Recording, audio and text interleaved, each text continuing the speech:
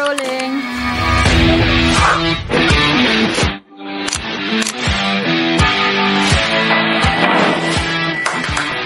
Oh, 1, 2, 3, smile! Hello po, magandang umaga. My name is AJ Castro and I am taking sports science here po sa Universidad ng Pilipinas. Hello, I'm Bibi Mendiola and I take the Bachelor of Sports Science going third year.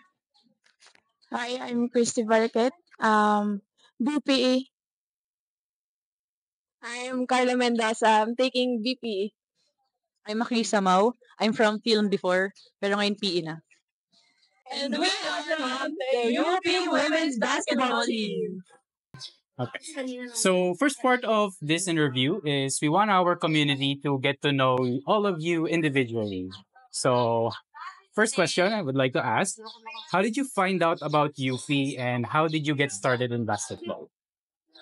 So, tryout last 2023. Started playing basketball since 4 years old. Then, started as a hobby and then growing na.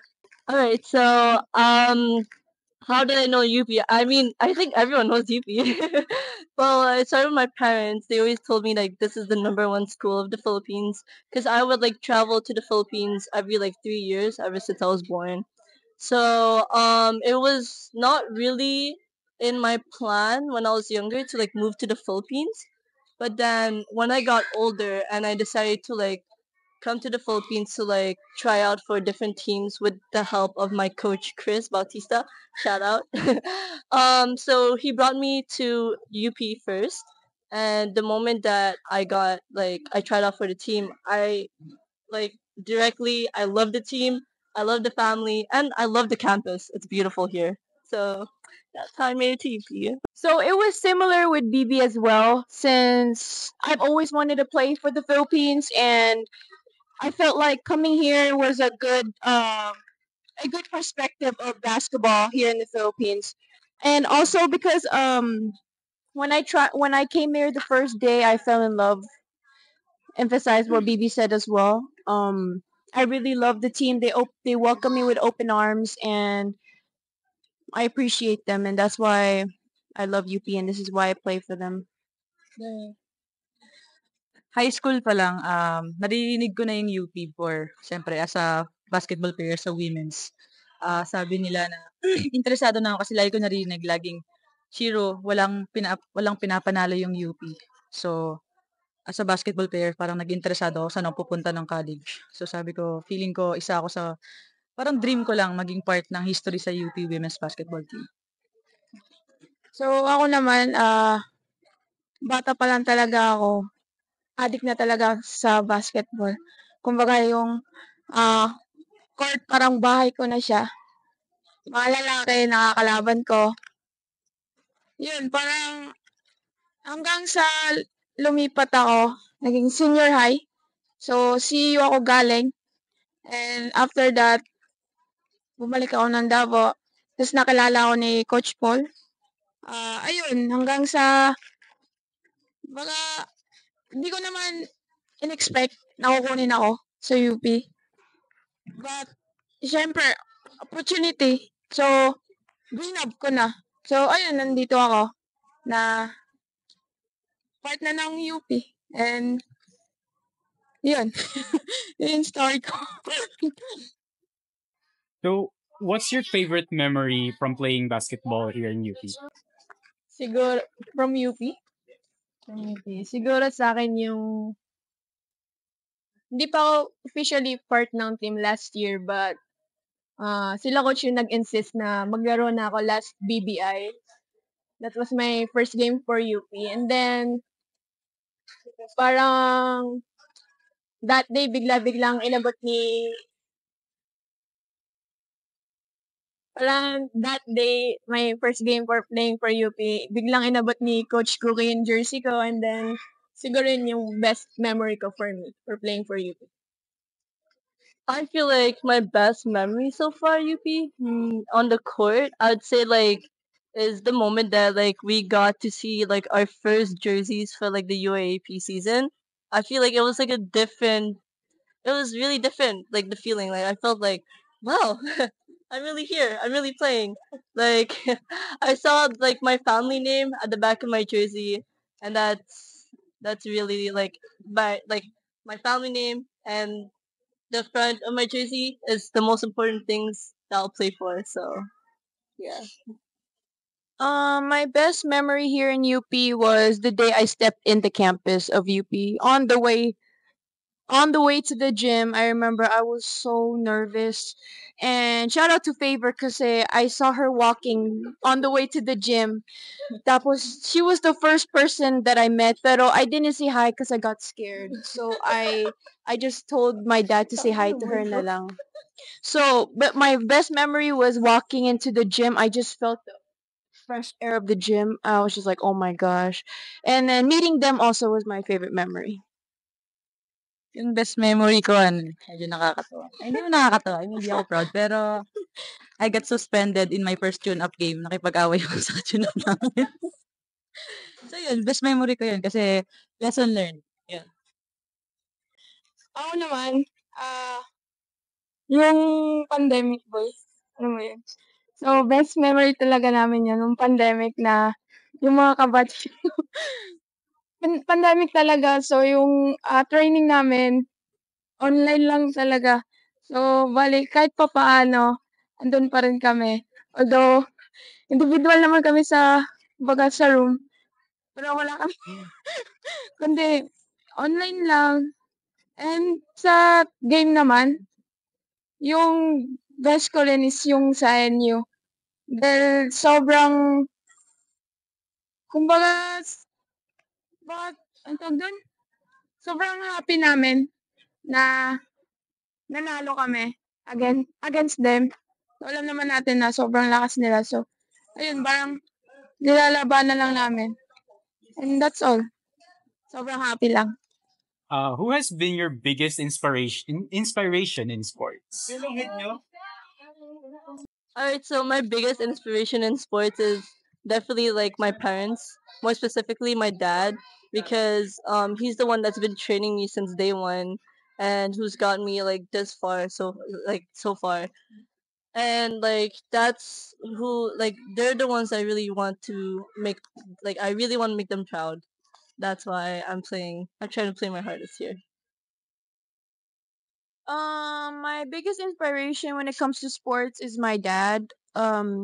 Because I look up to him. He's a really great basketball player, and um, the day he told me he almost cried when I stepped into UP was something I will never forget. And he doesn't know this, but I appreciate everything he does for me. And he was just very proud when I got to play my first game for the BBI. And he's a great dad and a great athlete overall. Inspiration ko before like bago ako mag-start yung coaches ko sa Zobel, si Coach Tin and Coach G. Ah, na-inspire lang ako sa kanila before like bago ako naglalaro naman ako pero tinuruan nila ako ng mga lessons outside and inside the court. Wala pa.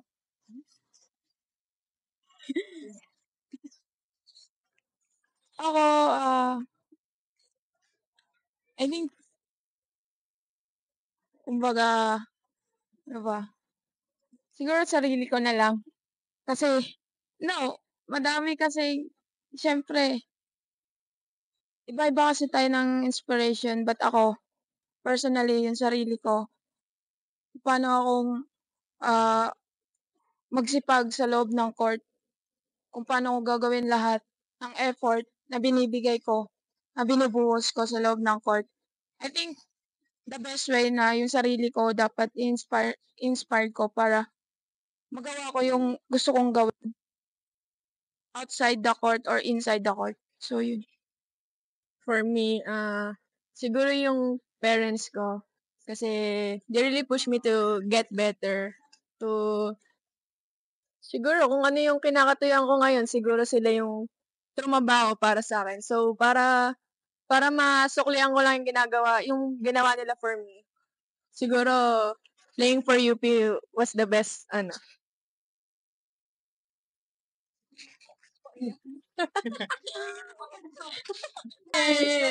Tagay guys! Go! Itadakimasu. What's your go-to? This is my favorite so far, what I'm eating right now. This is the fish balls, and then after this, I'm gonna go eat the kwek-kwek. I'm excited. Asan po yung suka?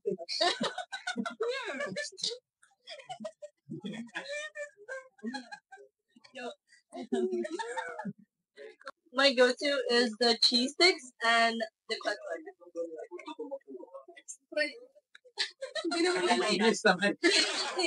3 months a year.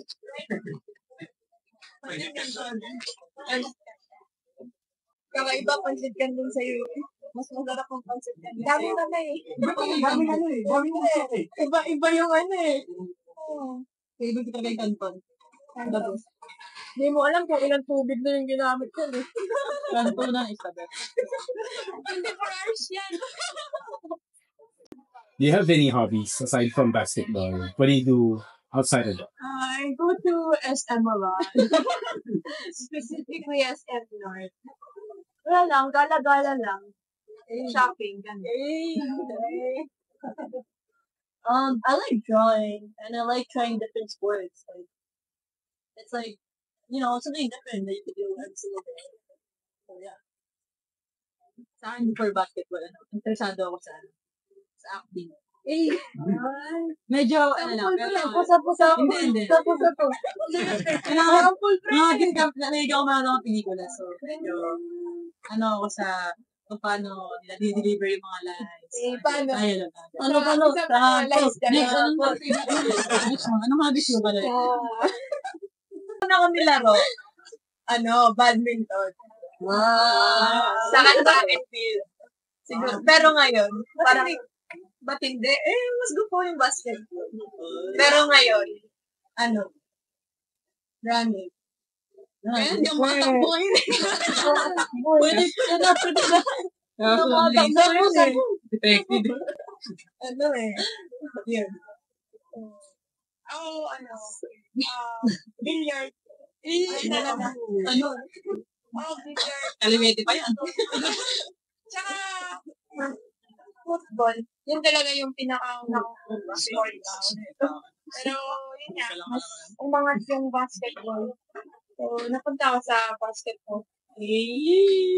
What are your favorite movies or TV series to watch? Pinay tayo, syempre. Ano yun? General Luna. When it comes to acting, General Luna. Sample nga like. Ano sa'yo? Pili mo lang. I don't know show. Just go to Netflix. all my favorite shows are there. Magpakaganda. Sage. But K-drama. K-drama.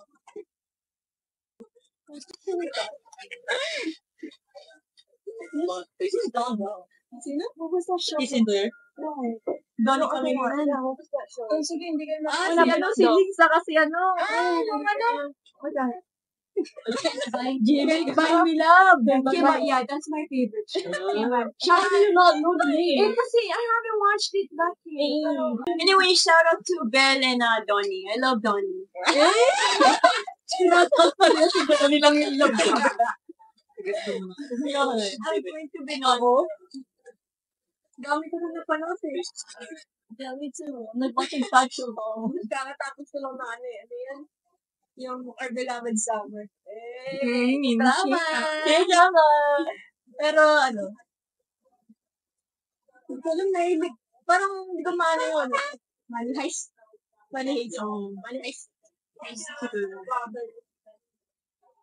Series. Saan? MMK. Classic. Alam mo tayo sa madaming learning. Minsan, TikTok.